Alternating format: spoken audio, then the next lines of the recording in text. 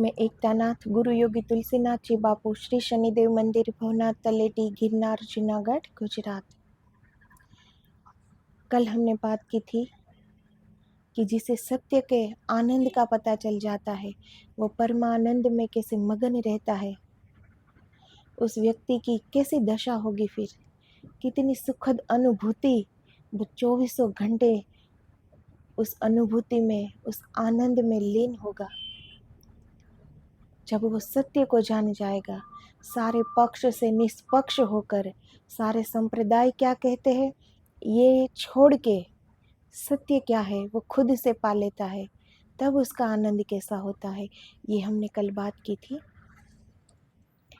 तो जब सत्य को व्यक्ति पा लेता है, धीरे धीरे अपने ही अंदर उतरता है, अपनी आत्मा ही परमात्मा के रूप का वो दर्शन कर लेता है, वो स्वयं के रूप का दर्शन कर लेता है। उन्हें पता चल जाता है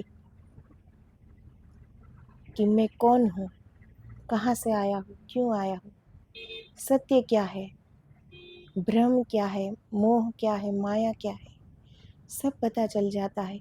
जिसकी वो आँख खुल जाती है, फिर कुछ छिपा नहीं रहता, सब कुछ जान लिया जाता है, वो फिर सब कुछ जान लेता है। तो जब ये सत्य को जान लिया, धीरे धीरे अंदर उतरे, तो एक स्थिति आती है जिसे समाधि कहते हैं। तो समाधि की वो सुखद क्षण, जब साधक की जिंदगी में वो क्षण का प्रवेश होता है, तो वो साधक कैसा महसूस करता है, इनकी बात करेंगे।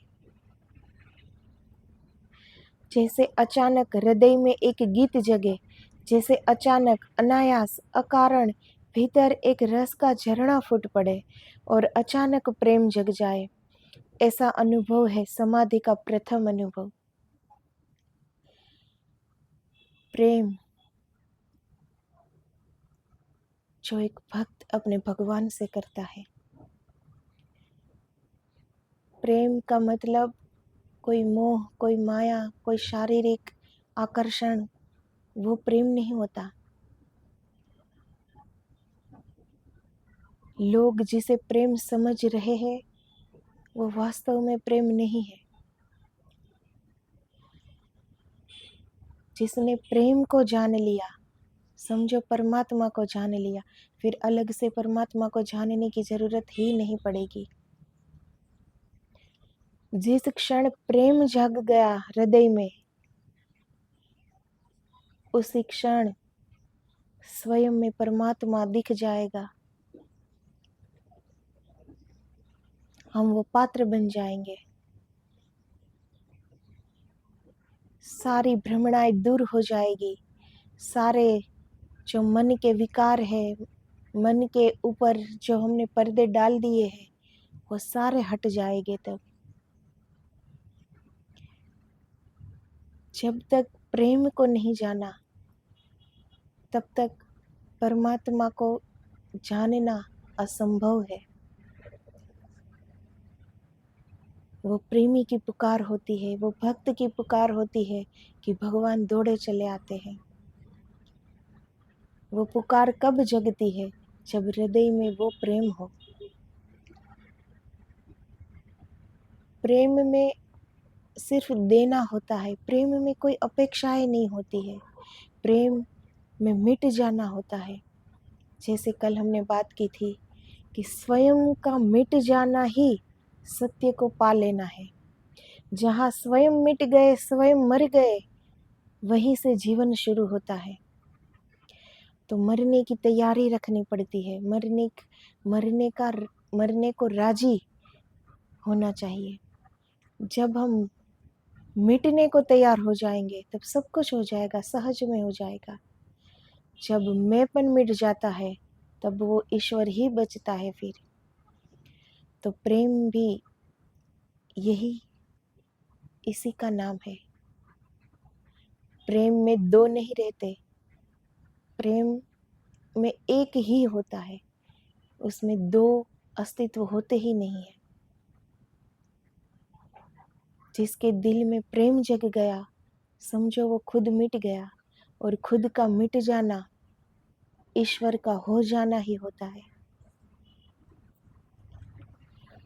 जैसे पतझड़ था, अचानक वसंत आ जाए, और जिसके भीतर प्रेम जगा, या जिसके भीतर प्रकाश जगा, या जिसे नाद सुनाई पड़ा, फिर उसके पैर सहसा बढ़ जाते हैं।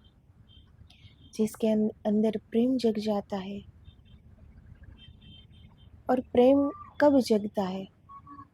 जब हम अपने अंदर उतरते हैं तब। प्रेम कोई बाहरी चीज नहीं है।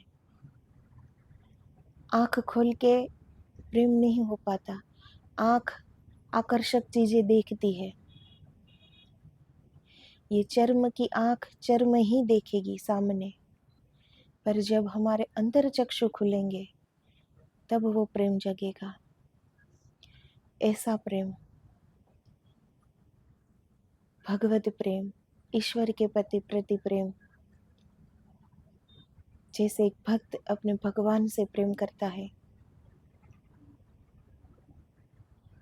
प्रेम वो एक उच्चतम शिखर का नाम है। एक क्षण भी उस प्रेम की अनुभूति कर ली, एक क्षण, तो भी हम मिटने को तैयार हो जाएंगे। प्रेम में जो आनंद है वही परमानंद है। वो प्रेम किसी इंसान के लिए तड़पते हैं, वो प्रेम नहीं, पर हमारी रूह तड़पे कि जहाँ से हम आए हैं वहाँ हमें मिल जाना है।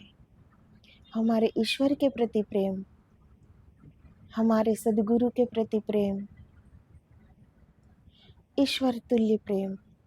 और प्रेम ही परमात्मा है। परमात्मा का कोई रूप हो तो वो प्रेम है। प्रेम से अलग परमात्मा नहीं है। तो जैसे पतझड़ हो, बिल्कुल वीरानास,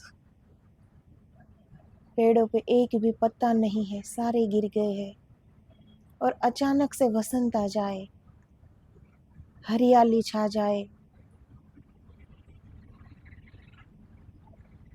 तब कैसा आंखों को कितना अच्छा लगता है। तब कितना वो मौसम सुहाना लगता है। चारों ओर प्रकृति खिल उठती है।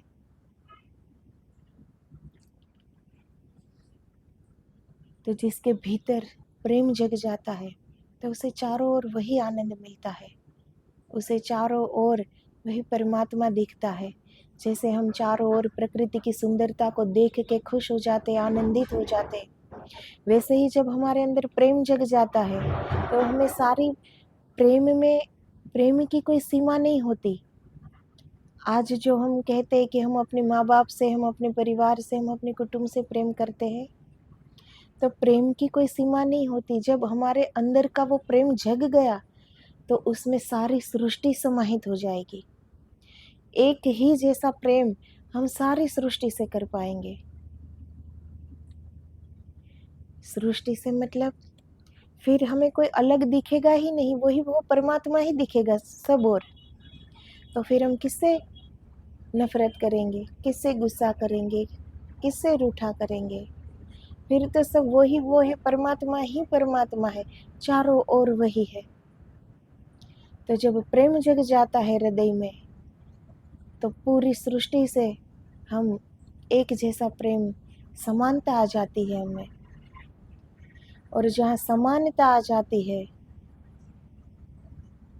वहाँ हम सत्य को जान लेते हैं। पा लिया जाता है परमात्मा को, स्वयं को जान लिया जाता है। तो जैसे हम इस प्रकृति को देखते हैं, अचानक से एक वसंत आ जाए, बारिश हो रही हो, वो रिमझिम बारिश में चारों ओर हरियाली छा जाती है, कितना अच्छा हमारी आंखें को लगता है।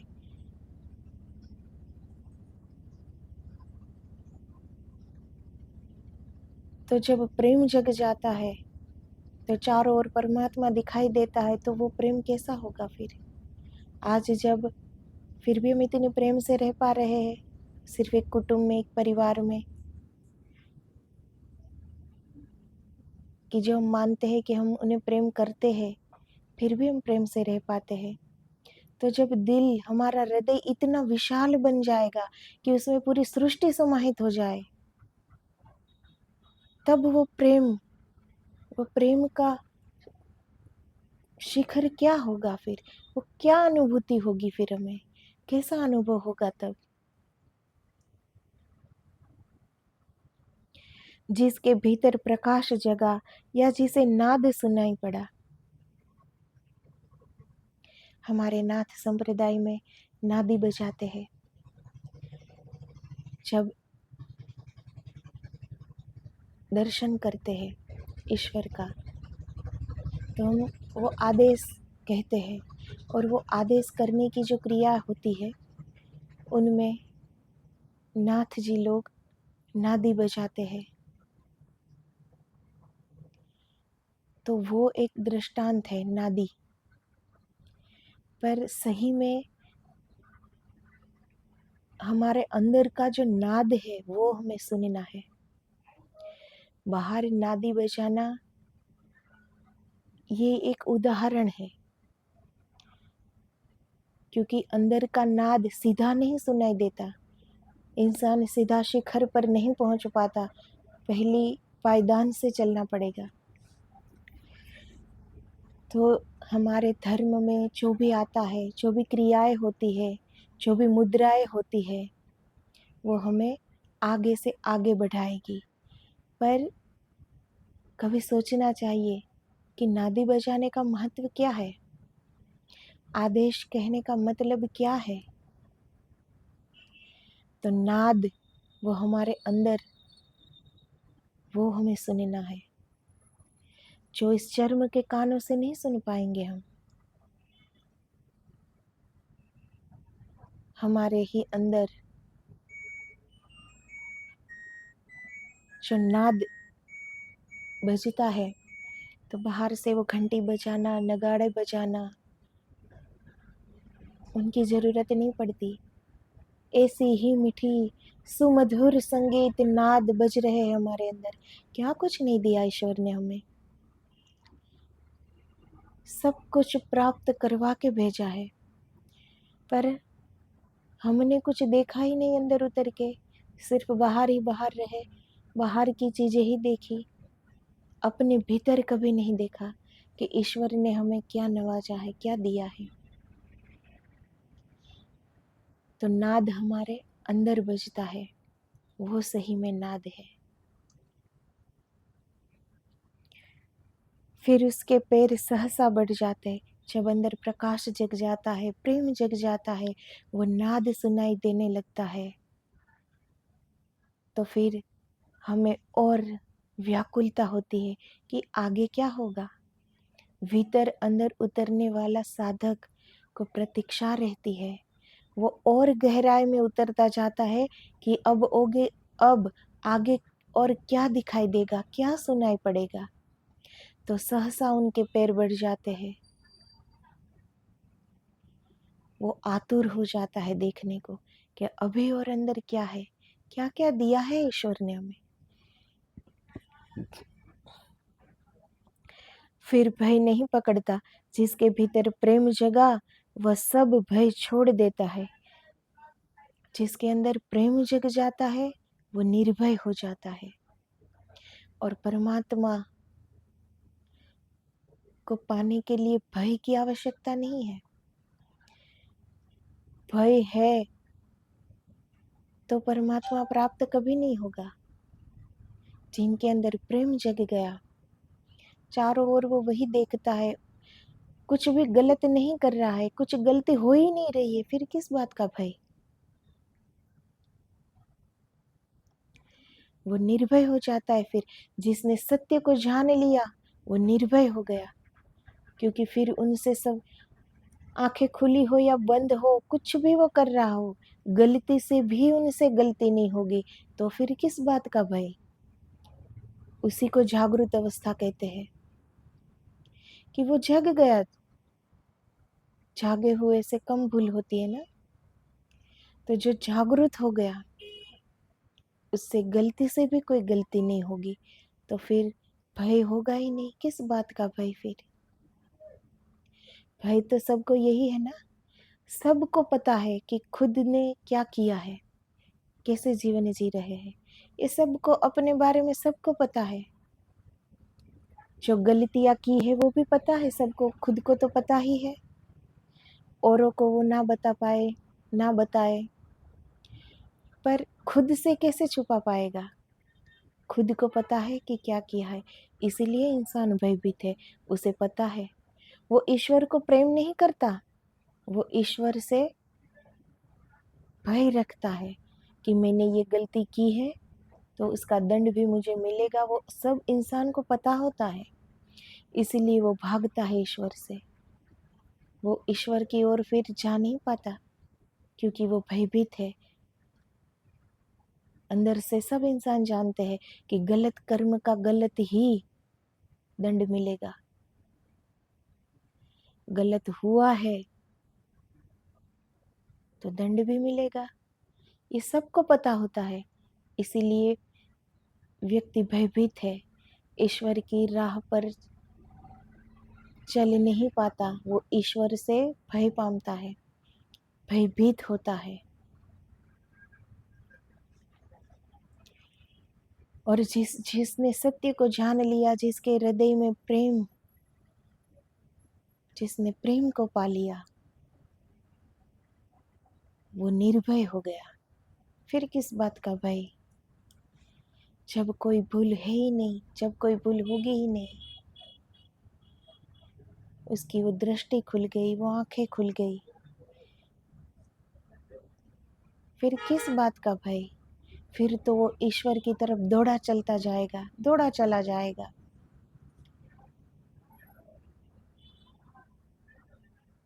और उसे जानने के लिए अंदर क्या क्या है, वो जानने के लिए वो आतुर हो जाएगा और ईश्वर की ओर दौड़ा चला जाएगा। जहाँ आँख वाले जाने से डरते हैं, वहाँ प्रेमी चला जाता है। जहाँ आँख वाले कहते हैं सावधान, बचो, वहाँ प्रेमी नाचता और गीत गुनगुनाता प्रवेश कर जाता है। जो बुद्धि वाले लोग होते हैं ना, समझदार लोग, जो हर बात पे तर्क करते हैं, भगवान है तो इसे क्यों नहीं बचाया? अगर ईश्वर है तो इसके साथ ऐसा क्यों हुआ? जो ये समझदार लोग होते हैं ना, वो वहाँ नहीं पहुँच पाते, तो वो आँख वाले वहाँ नहीं पहुँच पाते, पर प्रेमी नाचता हुआ, गुनगुनाता हुआ दौड़ा चला जाता है, वो पा लेता है। प्रेम में भय नहीं होता, प्रेम में कोई गलती भी नहीं होती, और प्रेम में कोई प्रश्न भी नहीं होता, क्योंकि प्रेम ही उत्तर है, प्रेम स्वयं में उत्तर है। प्रेम में कोई तर्क, कोई दलील नहीं होती, प्रेम तो वो भाव है, हमारे अंतःकरण का भाव।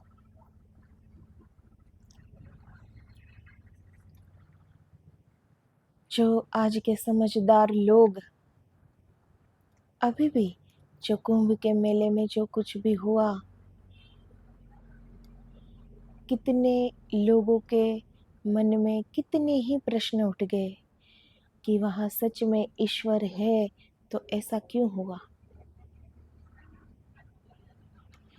तो आपके न मानने से या आपके मानने से ईश्वरीय तत्व को कोई फर्क पड़ने वाला नहीं है।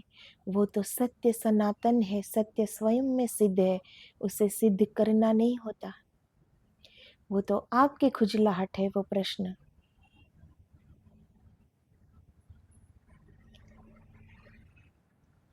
जो कुछ भी होता है, होनी वो होकर रहती है।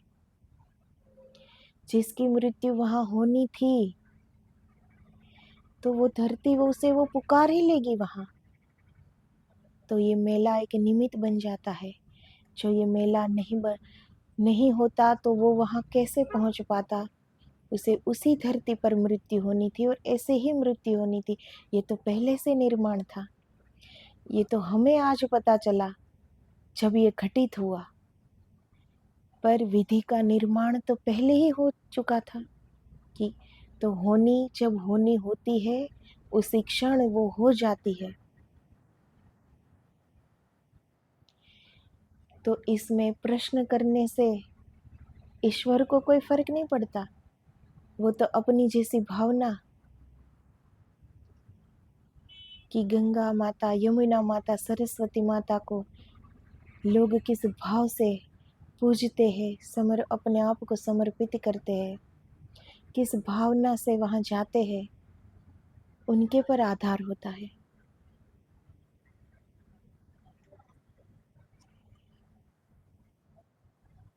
पर समझदार लोग हर चीज में प्रश्न लेकर खड़े रहते हैं।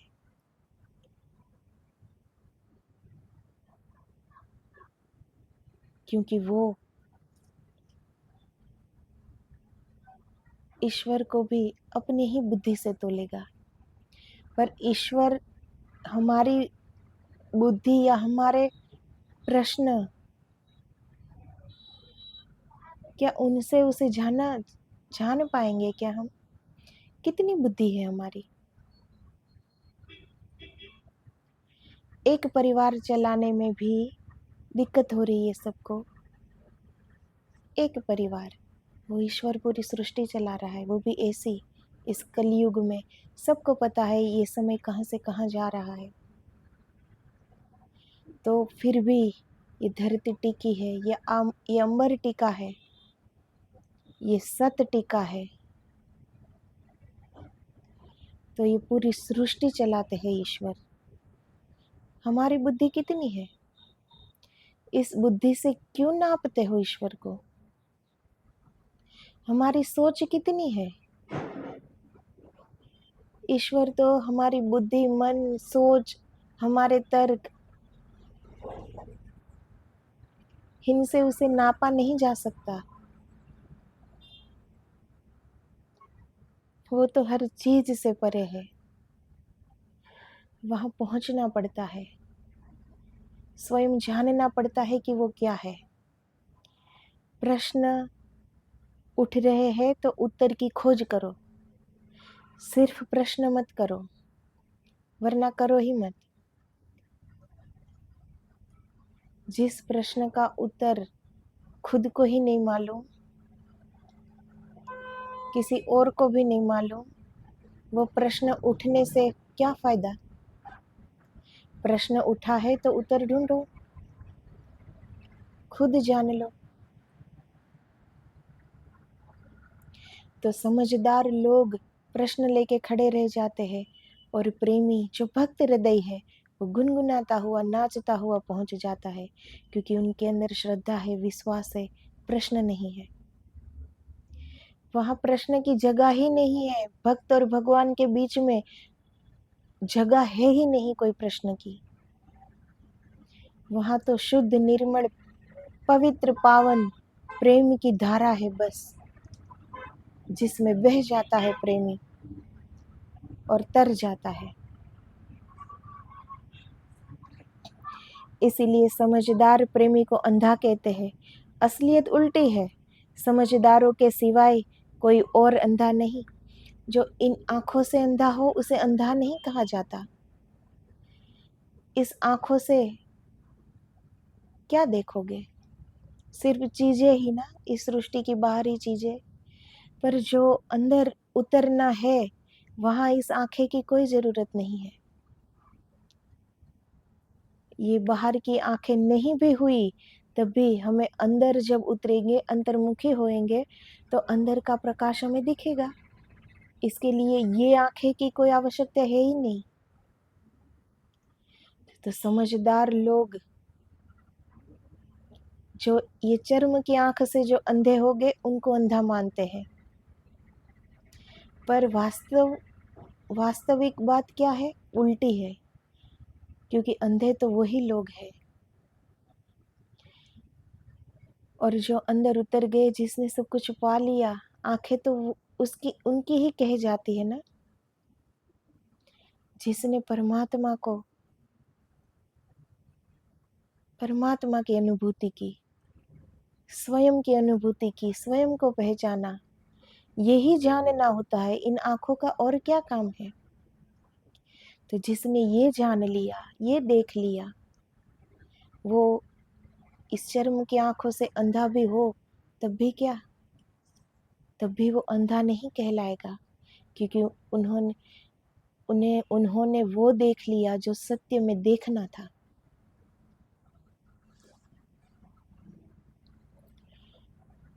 प्रेमी के पास ही आँख होती है। अगर प्रेम आँख नहीं है तो फिर और आँख कहाँ होगी? जब हृदय प्रेम से भर जाता है, परिपूर्ण प्रेम से, फिर चारों ओर एक समानता की दृष्टि, एक प्रेम के भाव से पूरा जगत इसमें समाहित हो जाता है। वो कैसी दृष्टि होगी, वो कैसी नजर होगी प्रेमी की? तो आँख किसे कही जाती है? जो प्रेमी की आँख हो, जो चारों ओर परमात्मा को ही देख पाए, चारों ओर सबको प्रेम से देख पाए, वो खुद प्रेम से भरा हो, उसका हृदय प्रेम से भरा हो, उसका रोम रोम प्रेम से भरा हो। ऐसा है समाधि का पहला अनुभव कि अब तक की सारी धारणाएं, अब तक के सारे पक्षपात, अब तक के सारे सिद्धांत ऐसे बह जाएंगे जैसे वर्षा का पहला पूर आया नदी में और सब कूड़ा करकट किनारों का ले गया, सब बह गया। तो जब ये समाधि का एक क्षण भी ध्यान लग जाए ना हमारा, तो एक अलग ही अनुभूति होगी, अनुभव होगा परमात्मा का। एक क्षण, मात्र एक क्षण, वो भी काफी होती है परमात्मा से मिलन की। तो जब ये मिलना हो जाता है, इस रूह का परमात्मा से मिलन हो जाता है, तब हमारी सारी धारणाएं जो हमने सोच रखा होता है ना, जो आगे अभी जब हमने कुछ जाना नहीं है, तो सबकी अपनी अपनी धारणाएं होती है कि ये सही है, ये गलत है, ये सत्य है, ऐसा है, धर्म इसे कहते हैं, भगवान इसे कहते हैं, ये धर्म ये कहता है कि ये नहीं करना चाहिए, वो धर्म ये कहता है कि ये नहीं खाना चाहिए। ये सब हमारी धारणाएं होती है। ये सब छूट जाएगी जब सत्य को जान लिया जाएगा, क्योंकि तब हमें सही में पता चलेगा कि सही में धर्म क्या है, सही में सत्य क्या है, सही में परमात्मा क्या है, और सही में हम कौन है, हम क्या है। तो जैसे नदी में पूर आता है पहली बारिश में और रास्ते का सारा कचरा बह जाता है उस पूर में, पानी में, वैसे ही हमारे अंदर की जितनी अशुद्धता है, जितनी हमारी धारणाएं है, जितने हमारे तर्क है, जितने हमारी दलीलें है, जितने हमारे प्रश्न है, वो सारे बह जाएंगे और हम अंदर से बिल्कुल शुद्ध हो जाएंगे। चकित होकर रह जाओगे खड़े, सोच न सकोगे क्या हो रहा है। विचार बंद हो जाएंगे, सोचने का अवसर नहीं है, सोचने के पार कुछ घट रहा है। तो तब सोचने से पार कुछ घटेगा, क्योंकि हम क्या सोच सकते हैं? अभी हमारी सोच है ही कितनी? हम अपनी एक सीमित सी बुद्धि, उतना ही सोच पाएंगे ना। पर जो परमात्मा को एक क्षण के लिए भी जो जान लिया, अनुभूति कर ली,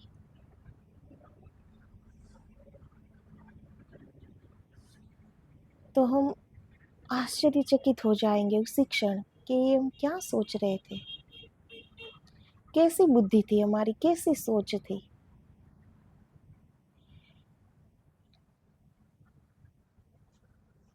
पर परमात्मा हमारी बुद्धि से, हमारी सोच से, हमारे विचार से परे है। हमारी बुद्धि उसे नहीं सोच पाएगी। पर जब समाधि का वो पहला एक क्षण भी आएगा ना, तो हम ये सारे विचार बंद हो जाएंगे, क्योंकि जब तक विचार का भी कचरा अंदर भरा पड़ा है तब तक परमात्मा से मिलन नहीं होगा। इसलिए तो निर्विचार संतो चीख चीख के कहते हैं कि निर्विचार बनिए, अभ्यास करें।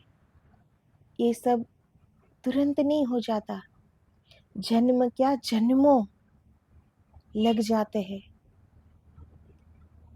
पर कोशिश करने से कुछ भी असंभव नहीं रहता। पर वो कोशिश ऐसी होनी चाहिए दृढ़ संकल्प के साथ, ये तब होता है। वहाँ फिर सोचने का अवसर नहीं है, सोचने के पार सब कुछ घट जाता है।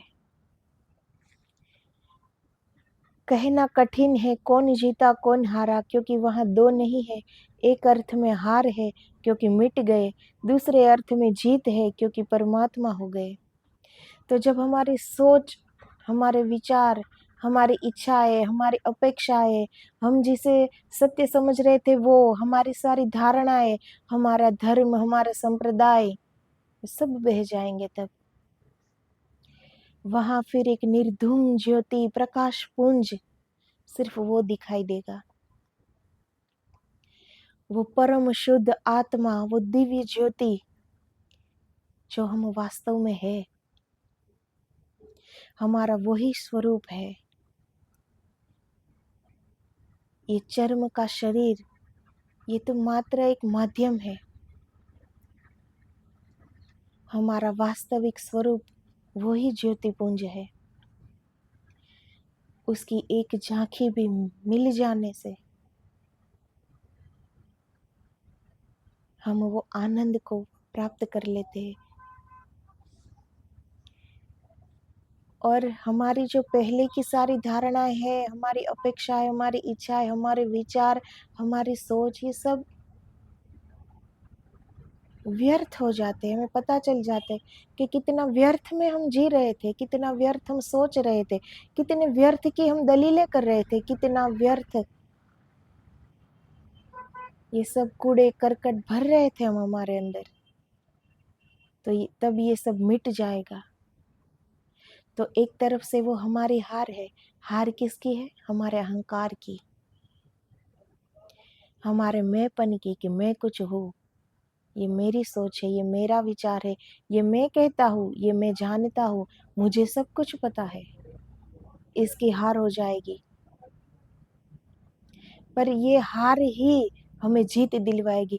जब ये मैंपन मिट गया, जब ये अहंकार मिट गया, जब हम इस अहंकार को हरा देंगे, तभी हमारी असल में जीत होगी। तो एक तरफ हार भी है और वो ही हमारी जीत है। एक अर्थ में हार है बूंद की कि बूंद मिट गई, दूसरे अर्थ में जीत है कि बूंद सागर हो गई। तो हमारा ये जो तुच्छ सा विचार होता है वो मिट जाता है। हमारी तुच्छ सी धारणाएं, हमारी सोच, वो सब मिट जाती है।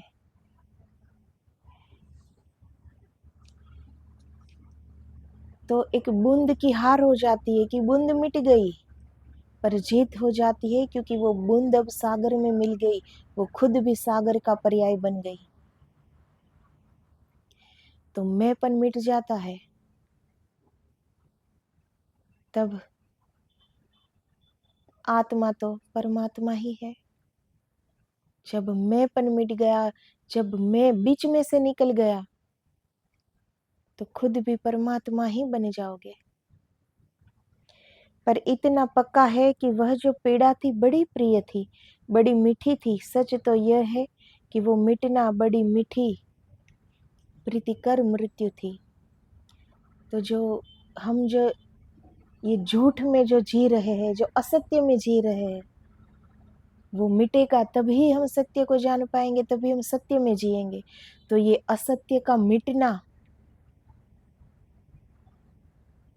वो ही सत्य की जीत है। असत्य में हम मिट गए, तभी सत्य में हम जीवित हो गए। वही जीना होता है। अभी जो हम एक भ्रमणा में जी रहे हैं, उसे जीवन नहीं कहते। ये तो सांसें चल रही है और हम जी रहे हैं। जीवन का मतलब यही होता है। जीवन का मतलब हमारे तुच्छ सोच, हमारी तुच्छ विचार, हमारे तर्क, हमारे प्रश्न नहीं होते। जीवन तो बहुत बड़ी ईश्वर की दी हुई पूंजी का नाम है जीवन। इस जीवन में जिसने प्रेम को नहीं जाना, जिसने सत्य को नहीं जाना, वो काहे की जिंदगी, कौन सी जिंदगी। हम जो जी रहे हैं वो मृत्यु में ही जी रहे हैं। अभी तो जिया ही नहीं, क्योंकि अभी कुछ जाना ही नहीं। जब सत्य जाना ही नहीं कि जीवन क्या है, तब तक कैसे कह सकते हैं कि हम जीवित हैं। पर वो पीड़ा उठनी चाहिए सत्य को जानने के लिए। वो पीड़ा बड़ी मीठी लगेगी तब, वो विरह मीठा लगेगा जब हम जान जाएंगे। तब हम असल में जान जाएंगे कि असत्य का मिटना ही अब हम जी रहे हैं। अब हमारे जीवन की शुरुआत हुई। सत्य में जीना ही जीवन होता है। सत्य के समक्ष हमने जितनी कल्पनाएं संजोई होती है, सब छोटी पड़ जाती है। सोच से बहुत बहुत ज्यादा मिलता है। वह घड़ी भी आ गई जिसका भरोसा भी नहीं होता था कि मेरी ऐसी पात्रता कि प्रियतम से मिलन हो गया। तो साधक जब अंदर उतरता है, धीरे धीरे अपने अंदर का सारा कचरा वो बाहर निकाल देता है। अंदर शून्य हो जाता है, बिल्कुल खाली हो जाता है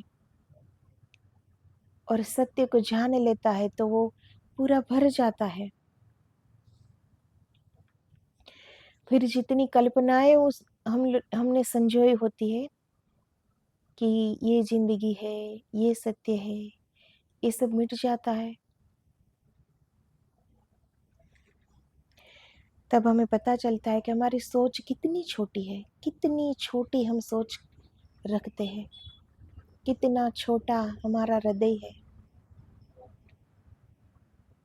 इस हृदय में तो पूरी सृष्टि के प्रति समान भाव से हम प्रेम कर पाते, इतना विशाल हृदय हम बना पाते, पर कितनी छोटी हमारी सोच है।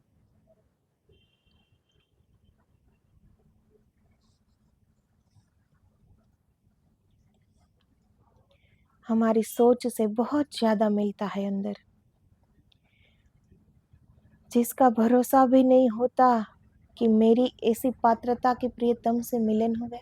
पर अंदर उतरते उतरते धीरे धीरे श्रद्धा बढ़ती है, विश्वास बढ़ता है, वो दृढ़ होता जाता है, हमारा संकल्प दृढ़ होता जाता है। धीरे धीरे धीरे हम वो पात्र बन जाते हैं और वो घड़ी भी आ जाती है जब हम हमारे आत्मा का दर्शन कर लेते हैं, हम अपने आप को जान लेते हैं। वो घड़ी भी आ जाती है। फिर कहते कुछ न बना, स्वागत के दो शब्द न बोल सके, समाधि का पहला अनुभव जैसे बिल्कुल ठग गए जैसे। तो जब ये हम परमात्मा का मिलन की वो जो घड़ी आ जाती है, हमारे प्रियतम से मिलने की वो घड़ी, तो तब हम क्या कह पाएंगे? तब क्या शब्द निकल पाएंगे? तब नहीं निकल पाएंगे शब्द। तो कहते कुछ न बना, स्वागत के दो शब्द भी नहीं निकलता। हम अपने प्रियतम के स्वागत में कुछ बोल नहीं पाते, हमारा प्रेम जता नहीं पाते, हमारा प्रेम हम बता नहीं पाते। समाधि का पहला अनुभव ऐसा होता है, पर हमारा रोम रोम बता देता है और ईश्वर वो जान लेता है। वो हमारे प्रेम से ही तो वो खींचे चले आते हैं। वहाँ शब्द की जरूरत ही नहीं पड़ती, क्योंकि परमात्मा उसी हृदय में उतर जाता है जिसके हृदय प्रेम से भरा होता है। और प्रेम में दो नहीं होते, तो कौन किससे बात करेगा, किससे शब्द से बात करेगा? वो प्रियतम जब अंदर उतर जाएगा तो हम मिट जाएंगे और वो ही बचेगा, फिर वो ही रहेगा। कौन किससे बात करेगा फिर तो वो ही वो है। हारे के जीते पता नहीं, इतना भर पक्का है कि सीमाएं टूट गई, संकीर्णताएं टूट गई, उतरा पूरा आकाश, बूंद में समुद्र समा गया। हमारी ये जो छोटी सोच होती है ना, संकीर्णताएं, जो हमने अपने आसपास हमारा जीवन बना लिया है कि ऐसे ऐसे ही सब है, ऐसे ही जीना है, यही सत्य है। ये जो हमारी सोच की जो संकीर्णता है वो सब मिट जाएगी, छूट जाएगी, टूट जाएगी और हमें लगेगा कि हमारे अंदर पूरा आकाश उतर गया है। इतना विशाल हृदय जब बन जाएगा, तब प्रेम की एक पुकार से वो परमात्मा पूरा हमारे अंदर उतर जाएगा और बूंद में समुद्र समा जाएगा। हम तो एक बूंद ही है अभी, पर पूरा परमात्मा उतर जाता है तब हमारे अंदर और ये बूंद समुद्र बन जाता है। सीमा में असीम आ गया, दृश्य में अदृश्य, जो गोचर था उसके भीतर अगोचर खड़ा हो गया। जो गोचर था, जो हमें दिख रहा है सब, जो हम अभी देख रहे हैं इन आंखों से, वो दृश्य नहीं है, वो तो अदृश्य है, अगोचर है, पर वो हमारे ही अंदर समाहित हो जाता है। फिर हम हमारे ही अंदर, हमारे ही भीतर एक अगोचर को खड़ा हुआ देख पाते हैं हम। गीत प्राणों में जगे पर भावना में बह गए, एक थी मन की कसक जो साधनाओं में पली, कल्पनाओं में पली, पंथ था मुझको अपरिचित, मैं नहीं अब तक चली। प्रेम की संकरी गली, बढ़ गए पग किंतु सहसा, और मन भी बढ़ गया, लोक लीकों के सभी भ्रम एक पल में ढह गए। तो जब ये गीत हमारे प्राणों में जग जाते हैं, प्रेम जग जाता है हृदय में, और ये भाव, ईश्वर के प्रति जो हमारा भाव होता है, तो वो सब हमारे मन की कसक जो होती है वो साधना में ढलती है, कल्पनाओं में पलती है कि ऐसा होगा, ईश्वर कैसा होगा, परमात्मा से मिलने का क्षण कैसा होगा, क्या हम मिल पाएंगे, मिलेंगे तो क्या कहेंगे उनसे, परमात्मा कैसा होगा। ये जो पहले पहले मन की कसक होती है वो साधनाओं में ढलती है, कल्पनाओं में पलती है, अपरिचित पंथ है, क्योंकि अब तक हम चले नहीं होते। अब हम यहाँ तो घर से दूर कहीं जाना होता है तो परिचित रास्ता होता है कि चलो यहाँ जाना है तो हम चले जाते हैं, पर हमारे ही अंदर जब जाना होता है तो हम परिचित ही नहीं है, वो अपरिचित रास्ता है।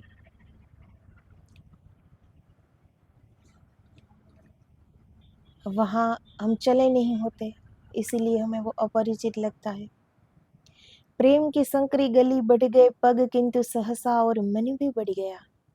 पर जब प्रेम जग जाता है अंदर, तो धीरे धीरे जब हम अंदर उतरने लगते हैं तो हमारे प्रेम सहसा बढ़ जाते हैं ईश्वर की ओर। वह मधुर वेला प्रतीक्षा की मधुर अनुहार थी, मैं चकित साभार थी, कह नहीं सकती हृदय की जीत थी या हार थी, वेदना सुकुमार थी, मौन तो वाणी रही पर भेद मन का खुल गया, जो न कहना चाहती थी ये नयन सब कह गए। जब ये मिलन की बात है, परमात्मा से मिलन की घड़ी, वो क्षण आती है, वो मधुर वेला प्रतीक्षा की, जब वो पूरी होती है तो हम चकित साभार, हम ईश्वर के प्रति धन्यवाद से भर जाते हैं, पर हम वो धन्यवाद कर नहीं पाते शब्दों से, पर ईश्वर समझ लेते हैं हमारे भाव, वो समझ लेता है। मौन तो वाणी रही, हमारे शब्द, हमारी वाणी मौन है, पर हमारे भाव तो बोल रहे हैं ना, और भगवान तो भाव ही देखते हैं। गीत प्राणों में जगे पर भावना में बह गए। कल्पना जिसकी संजोई सामने ही पा गई, वह घड़ी भी आ गई, छवि अनोखी थी हृदय पर छा गई। जिस परमात्मा की अब तक सिर्फ कल्पना थी कि परमात्मा ऐसे होंगे, और उनसे मिलने की एक अभिप्सा थी, तत्परता थी, आतुरता थी, उससे मिलने की झंखना थी। वो क्षण जब आ जाती है मिलन की, और वो सामने आ जाता है वो परमात्मा, तब हृदय में एक अनोखा ही छवि उस प्रियतम की अमिट हो जाती है हृदय में, जो कभी नहीं मिटती। मन भा गई देखते शर्मा गई, कर सकी मनुहार भी कब, मैं स्वयं में खो गई। और अब तो प्राण मेरे कुछ ठगे से रह गए, गीत प्राणों में जगे पर भावना में बह गए। मनुहार भी कब कर पाई, जब वो घड़ी आती है, परमात्मा सामने है, हम अपना आत्म साक्षात्कार करते हैं, कुछ नहीं बोल पाते, कुछ स्वागत में दो शब्द नहीं बोल पाते, कोई आगता स्वागता नहीं कर पाते, उसका मनुहार नहीं कर पाते, क्योंकि हम फिर स्वयं में खो जाते हैं। स्वयं को जान लिया कि अंदर की आत्मा ही परमात्मा है। किस जीवन में हम जी रहे थे, हम क्या क्या ये जीवन व्यर्थ का जीवन जी रहे थे, क्या व्यर्थ की बातें कर रहे थे, क्या व्यर्थ के प्रश्न कर रहे थे, क्या व्यर्थ के तर्क कर रहे थे, क्या कर रहे थे हम। तो जब ये सब जान लेते हैं, तब स्वयं में खो जाता है, तब व्यक्ति साधक संत और स्वयं में खो जाते हैं। इसे ही आत्मदर्शन आत्म साक्षात्कार कहते हैं। तो सब कुछ हमारे ही अंदर है, हमारे अंदर धीरे धीरे अंदर उतरते जाएंगे, तो सहसा हमारे पैर उन आगे ही बढ़ते जाएंगे, वहाँ पीछे फिर नहीं हट पाएंगे। कृपा उतरेगी, कृपा प्रसाद उतरेगा हमारे अंदर, संतों की करुणा साथ है हमारे। तो हम शुरुआत करें। कमी सिर्फ इसी की है, लगने की कमी है, संकल्प की कमी है, और कोई कमी नहीं है। दृढ़ संकल्प हो, विश्वास हो, श्रद्धा हो, तो वो करुणा प्राप्त होती है, ईश्वरीय कृपा प्राप्त होती है, और हम अंदर अपने ही अंदर अपने को पा लेते हैं, स्वयं को पा लेते हैं, और स्वयं में खो जाते हैं। हमारी सारी संकीर्णता टूट जाती है। ये जो हम छोटी छोटी बातों में उलझे पड़े हैं ना, सब गिर जाएगा, फिर सब मिट जाएगा, और सही में जीवन क्या है हम जी उठेंगे। अभी जो हम जी रहे हैं वो हम नहीं जी रहे, सिर्फ ये शरीर सांस ले रही है, इसलिए हम जी रहे हैं। पर जब सत्य को जान लेंगे, स्वयं को देख लेंगे, स्वयं का स्वस्वरूप देख लेंगे, जीवन तब शुरू होगा। तो अभी जो जी रहे वो मृत्यु में ही जी रहे हैं। तो जिनको जीवन की अभिप्सा है, तो इस ओर बढ़ो, कहीं नहीं जाना, खुद के ही अंदर जाना है। स्वयं को देखो, स्वयं के स्वस्वरूप को समझो, देख लो, पालो, सत्य को जानो, तब हम सब जीवित हो उठेंगे, और उसे जीवन कहते हैं। तो आदेश आदेश, जय गिरनारी, जय गुरुदेव।